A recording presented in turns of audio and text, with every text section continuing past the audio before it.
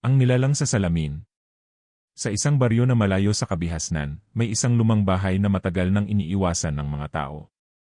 Matagal nang walang nakatira rito, at ang mga bintana ay puro alikabok at matitigas na halaman. Ang bahay ay nakatayo sa dulo ng kalsada, malapit sa isang kabubatan. Ang mga batang naglalakad sa daan ay madalas makarinig ng mga kwento mula sa matatanda, kwento tungkol sa mga kakaibang bagay na nangyayari sa bahay. Ngunit ang pinakatakot na kwento ay ang tungkol sa salamin na matatagpuan sa isang silid sa itaas. Si Lara, isang batang babae na bagong lipat sa baryo, ay hindi naniniwala sa mga kwento ng mga matatanda. Puro mga kwento lang yan, sabi niya sa sarili, nang makita niyang may mga bata na nagtatakbuhan palayo sa bahay dahil sa takot. Bakit hindi ko nalang subukang pumasok at tingnan kung anong meron, tanong niya sa kanyang sarili. Isang gabi, nang ang buong baryo ay natutulog, nagdesisyon si Lara na sumilip sa loob ng bahay. Kinuha niya ang isang flashlight mula sa kanyang kwarto at naglakad patungo sa lumang bahay. Ang hangin sa paligid ay malamig at malupit at parang may bumangon na masamang amoy mula sa kabubatan. Bawat hakbang ni Lara ay umuugong sa katahimikan ng gabi, ngunit wala siyang takot. Pagdating sa bahay, pinilit niyang buksan ang pinto, ngunit ito ay nakakandado. Nang makita niya ang isang bintana na medyo mabangga, binuksan niya ito at pumasok sa loob.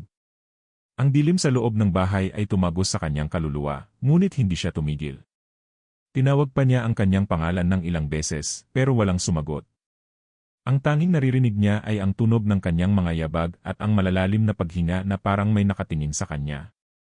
Habang nagsusuri siya sa loob ng bahay, narating niya ang isang maliit na silid sa itaas.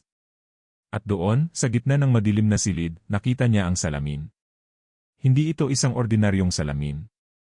Ang frame nito ay matandang ginto na may mga ukit na hindi maipaliwanag. Ang salamin ay hindi lang basta makintab, kundi parang may sariling buhay. Nakita ni Lara ang sarili niyang refleksyon, ngunit may kakaibang pakiramdam siyang naramdaman, parang may ibang nilalang na nakatingin sa kanya mula sa likod ng salamin. Lara, na parang naintriga, lumapit sa salamin. Paglapit niya, nakita niyang ang kanyang refleksyon ay nagsimula ng magbago. Ang mata ng kanyang sarili sa salamin ay naging malaki at naglalabasan ng mga ugat. Ang bibig niya ay unti-unting napapamaos at ang mga kamay niya ay lumalapit sa kanya. Hindi siya makagalaw. Lahat ng kalamnan niya ay parang tinatamaan ng malamig na bakal. Parang may isang puwersang humihila sa kanya patungo sa salamin. Anong nangyayari, ang naisip niya, ngunit hindi siya makasigaw. Biglang, isang matinding kaluskos ang narinig mula sa likod ng salamin, at isang malupit na tinig ang umabot sa kanyang tainga, "Bakit ka nandyan? Bakit ka tumitingin?" Ang salamin ay kumislap at parang sumabog ang mga pader ng silid.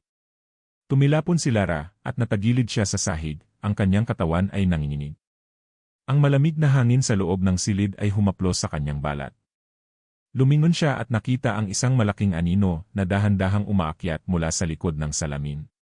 Isang nilalang, hindi tao, hindi hayop ang umakyat mula sa salamin at ang mga mata nito ay puno ng galit at puot. "Ikaw ba ang nag-iisip na kaya mong pumasok sa aking mundo?" Ang nilalang na iyon ay sumigaw, ang tinig nito ay parang galing sa isang libing.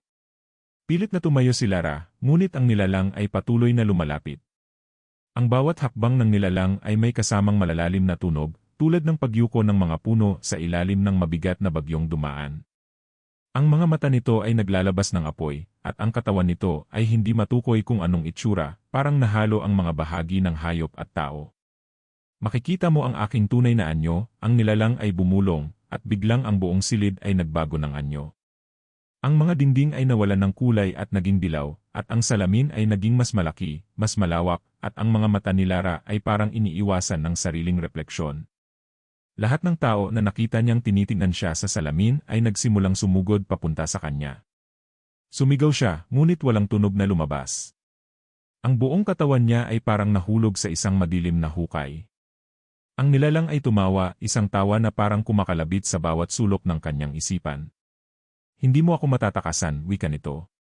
"Mula ngayon, ikaw ay magiging bahagi ng aking mundo." At bago pa man siya makagalaw, natagpuan ni Lara ang kanyang sarili sa harap ng salamin, pero hindi bilang si Lara. Hindi niya matukoy kung sino siya o kung ano siya. At sa likod ng kanyang refleksyon, isang matinding mata ang muling tumitig sa kanya, ang mata ng nilalang na hindi mula sa mundong ibabaw. Ang bawat gabing lumipas, hindi na siya makakataka sa kanyang refleksyon. Walang lakas para huminga. Walang lakas para magsalita. At ang lahat ng nakakita sa kanya, na naglalakad sa ilalim ng buwan, ay walang makikitang buhay na nilalang. Dahil si Lara, at ang kanyang refleksyon, ay naging isa na lang sa mga multo ng salamin.